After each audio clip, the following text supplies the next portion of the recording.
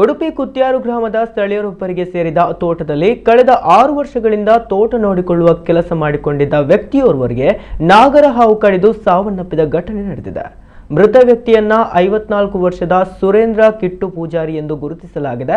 ಸುರೇಂದ್ರ ಪೂಜಾರಿ ಅವರು ಡಿಸೆಂಬರ್ 5ರಂದು ಬೆಳಗ್ಗೆ 10 ಗಂಟೆ ಸುಮಾರಿಗೆ ಅಡಿಕೆ ಮರಗಳಿಗೆ ಕ್ರಿಮಿನಾಶಕ ಸಿಂಪಡಿಸಲು ತೋಟಕ್ಕೆ ಹೋಗಿದ್ದಾಗ ನಾಗರ ಹಾವು ಕಚ್ಚಿದೆ.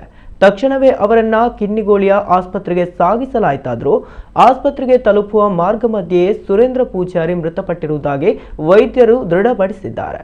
ಮೃತರ ಪುತ್ರ ಕಿರಣ್ ಎಸ್ ಅವರು ನೀಡಿದ ದೂರಿನ ಮೇರೆಗೆ ಶಿರುವ ಪೊಲೀಸ್ ಠಾಣೆಯಲ್ಲಿ ಪ್ರಕರಣ ದಾಖಲಾಗಿದೆ.